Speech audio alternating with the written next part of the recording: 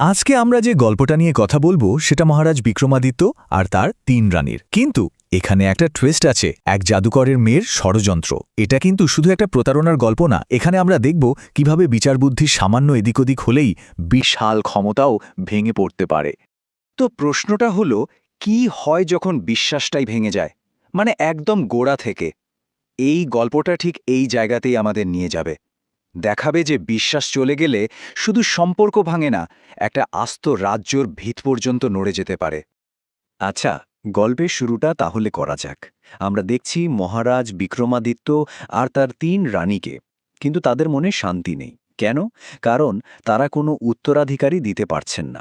আর এই নিয়ে তাদের মনে একটা গভীর দুঃখ, নিজেদেরকে রাজার কাছে কেমন যেন মূল্যহীন মনে হচ্ছে। আর ঠিক এই দুর্বল মুহূর্তটাকেই কাজে লাগিয়ে জন্ম নিচ্ছে এক ভয়ঙ্কর ষড়যন্ত্র। আর ঠিক এমনই এক সময়, যখন পরিস্থিতিটা খুব নাজুক, এন্ট্রি হয় কমলা নামের এক মেয়ে। সে এসে নিজেকে পরিচয় দেয় এক অসহায় নিঃস্ব অনাথ হিসাবে। খুব সহজেই রাজার মায়া জিতে নেয়, কিন্তু তার আসল পরিচয়টা ছিল একেবারেই অন্যরকম। তাহলে আসল প্ল্যানটা কি ছিল?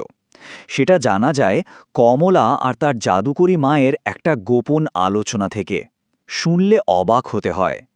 তাদের উদ্দেশ্যটা কোনো ছোটখাটো ষড়যন্ত্র ছিল না, তাদের লক্ষ্য ছিল পুরো রাজ্যটাকেই দখল করে নেওয়া।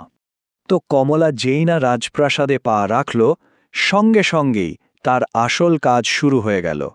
মানে রানীদেরকে একে একে পথ থেকে সরিয়ে দেওয়ার ষড়যন্ত্র।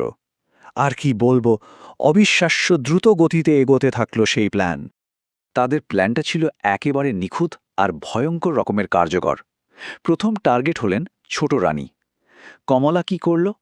সে ছোট রানীর আনা খাওয়ারে বিষ মেশানোর একটা নাটক সাজালো। আর ব্যাস, ফেসে গেলেন ছোট রানী। সোজা নির্বাসনে পাঠিয়ে দেওয়া হলো তাকে। রাজার অবস্থাটা একবার ভাবুন। কমলার অভিনয়ে তিনি এতটাই বুঁদ হয়ে গিয়েছিলেন যে কোনো কথাই কানে তুলছিলেন না। কোনো প্রমাণ নেই, কিচ্ছু নেই, অথচ সঙ্গে সঙ্গে নিজের ছোট রানীকে নির্বাসন দিয়ে দিলেন একটা অন্ধকার গুহায়। ভাবা যায়? গল্পটা এখানেই থেমে থাকে না। পরিস্থিতি আরও জটিল হয়ে ওঠে যখন মেজ রানী হঠাৎ করেই কমলাকে তার মায়ের সাথে লুকিয়ে দেখা করতে দেখে ফেলেন। আর তখনই তিনি জানতে পারেন তাদের আসল পরিচয়টা। ওরা সাধারণ কেউ নয়, ওরা আসলে জাদুকরী। তো মেজ রানী তো সবটা জেনেই ছুটে গেলেন রাজার কাছে, তাকে সাবধান করতে। কিন্তু লাভ হলো কি? না, রাজা তখন কমলার মায়াজালে পুরোপুরি বন্দী।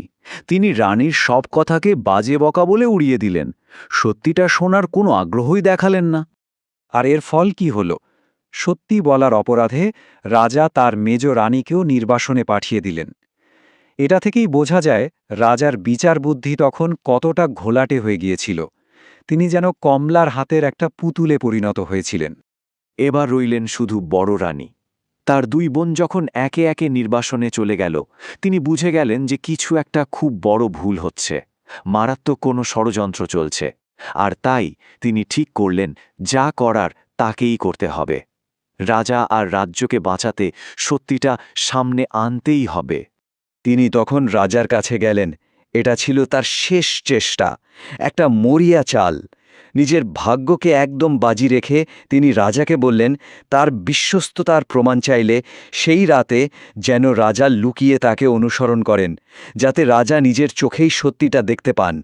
তো সেই রাতে রাজা এলেন, অন্ধকারে লুকিয়ে রইলেন। আর তিনি এমন একটা কথা শুনতে চলেছেন যা তার দুনিয়াটাকেই ওলটপালট করে দেবে। তার সব বিশ্বাস একেবারে ভেঙে গুড়িয়ে যাবে, আর সামনে আসবে এক ভয়ঙ্কর সত্যি। রাজা কি শুনলেন? তিনি শুনলেন কমলা আর তার মা তাদের ষড়যন্ত্রের চূড়ান্ত ধাপ নিয়ে কথা বলছে। রানীরা তো এখন পথের কাঁটা নয়, তাই তাদের পরের টার্গেট আর কেউ নন, স্বয়ং রাজা। তাকে বিষ দিয়ে মেরে ফেলার প্ল্যান করছে ওরা। আর ঠিক তখনই রাজার যেন হুঁশ ফিরল। তিনি বুঝতে পারলেন কি সাংঘাতিক বিশ্বাসঘাতকতা হয়েছে তার সাথে। আর তিনি তার নির্দোষ রানীদের সাথে কি ভয়ঙ্কর অন্যায়টাই না করেছেন।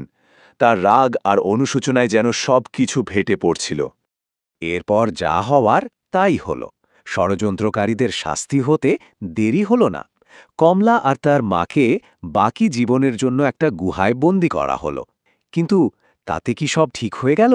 না, রাজার পরিবারে আর তার নিজের মনে যে ক্ষতিটা হয়ে গেছে সেটা তো আর পূরণ হওয়ার নয়। গভীর অনুশোচনা নিয়ে রাজা ছুটলেন জঙ্গলের দিকে। তার নির্বাসিত রানীদের খুঁজে বের করতে হবে, তাদের কাছে ক্ষমা চাইতে হবে। কিন্তু ততক্ষণে হয়তো বড্ড বেশি দেরি হয়ে গেছে। তিনি গিয়ে দেখলেন তার ৩ রানী একসাথেই থাকছেন। রাজা নিজের মারাত্মক ভুলের কথা মেনে নিলেন, তাদের প্রাসাদে ফিরে আসার জন্য কত অনুনয় বিনয় করলেন, কিন্তু তিনি যা ভেবেছিলেন তেমনটা আর হল না। রানীরা, বিশেষ করে বড় রানী, রাজাকে ফিরিয়ে দিলেন, আর তাদের জবাবটা ছিল একই সাথে খুব শক্তিশালী আর হৃদয়বিদারক। তাদের কথাটা শুধু অভিমানের ছিল না, ওটা ছিল বিশ্বাস ভেঙে যাওয়ার পরিণাম। তারা সাফ জানিয়ে দিলেন তারা ওই নির্বাসনেই একসাথে থাকবেন। নিজেদের মধ্যেকার বিশ্বাসকে পুঁজি করে তারা একটা নতুন জীবন খুঁজে নিয়েছেন, এমন একটা জীবন যা রাজা তাদের দিতে পারেননি। তারা বুঝিয়ে দিলেন নিজেদের মধ্যেকার বোঝাপড়া আর বিশ্বাসটাই আসল শক্তি। শেষ পর্যন্ত রাজাকে একাই তার প্রাসাদে ফিরে আসতে হলো। তার রাজ্য রইল, ক্ষমতা রইল, কিন্তু জীবনের যা কিছু আসল দামি জিনিস ছিল সব তিনি হারিয়ে ফেললেন। তার মনে আর কোনোদিন শান্তি ফিরে এলো না। আর গল্পের এই লাইনটা আমার মনে হয় পুরো বিষয়টাকে একবারে স্পষ্ট করে দেয়। দেখুন, ৩ বোনের সম্পর্কটা কিন্তু টিকে গেল। কেন? কারণ তাদের একে অপরের উপর বিশ্বাসটা অটুট ছিল। আর অন্যদিকে রাজার সম্পর্কগুলো, বিশ্বাসের অভাবেই সেগুলো তাসের ঘরের মতো ভেঙে পড়ল। এই পুরো গল্পটার শেষে আমাদের একটা বড় প্রশ্নের সামনে এনে দাঁড় করায়। আচ্ছা, বিশ্বাস জিনিসটা আসলে কতটা ঠুনকো? আর একবার যদি সেটা ভেঙে যায়, সেটা কি আর সত্যি সত্যি ফিরে পাওয়া যায়?